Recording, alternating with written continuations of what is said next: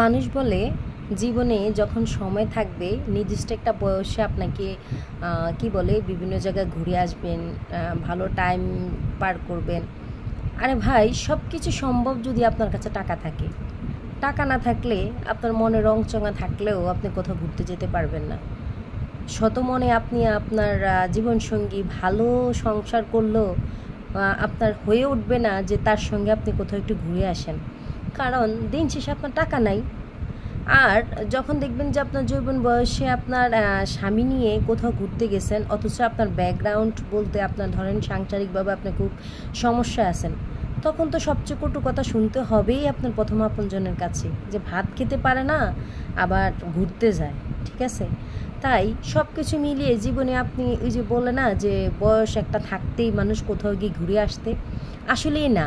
জীবনে যদি আমার মনে যেটা হয় আমি সেটা বলতেছি, আপনার যখন আর্থিকভাবে আপনি সচ্ছল হবেন, কেউ আপনাকে কিছু বলতে পারবেন না, তখনই যান, সমস্যা নাই। কারণ আপনি কোথাও ঘুরতে গেছেন মাত্র 7 দিন, 3 দিন কি 5 দিন, তবে সেটার জন্য আপনি 3 মাস, 2 মাস, 7 মাস বা 1 বছর ঝামেলা থাকার দরকার নেই। কারণ শান্তিতে মানুষ ডাল ভাত খেয়ে কুড়ি ঘরে থাকলেও শান্তি, আর আপনি বিরিয়ানি কোরমা খেয়ে পেটে লাথি খেয়ে কোনো শান্তি নেই।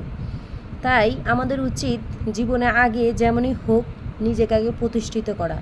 সবচেয়ে বড় কথা হচ্ছে, আপনি যদি প্রতিষ্ঠিত হন, আপনার যে সবচেয়ে কাছের মানুষ আপনার সন্তান, সেও আপনাকে ভালোবাসবে। কারণ বাবা মায়ের কাছে যদি আর্থিক সচ্ছলতা থাকে, সন্তানও একসময় দেখবেন যে তাদেরকে খুব বাহবা করে। কারণ তারা ভাবে যে বাবা মায়ের সাথে যদি ভালো ব্যবহার না করি, তাহলে তারা হয়তো আমাদেরকে সে বেনিফিটটা দেবে না।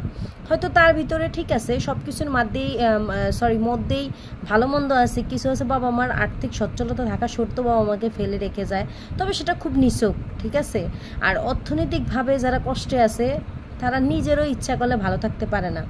সন্তানরা যেমনই রাখে তেমনই থাকতে হয়। তাই আমাদের দিন শেষে একটাই কথা, শারীরিকভাবে সুস্থ থাকতে হবে। আলহামদুলিল্লাহ, আল্লাহ যদি আপনাকে সুস্থ রাখে আলহামদুলিল্লাহ। আর তারপরে আপনাকে যাই হোক একটা কর্ম করতে হবে, কারণ কর্ম ছাড়া কোনো কিছু সম্ভব না।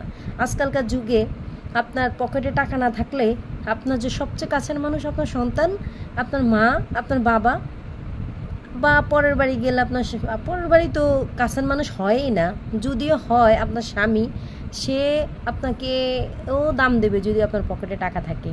তাই দিন শেষে আমাদের একটাই করতে হবে, টাকা ইনকাম করতে হবে, টাকা। ঠিক আছে, ভালো থাকবেন, সুস্থ থাকবেন, পরিবার নিয়ে ভালো থাকবেন। আর ওই যে আরেকবার বলতেছি, কষ্ট করে হলো উপার্জন করবেন, কারণ টাকা লাগবে তো।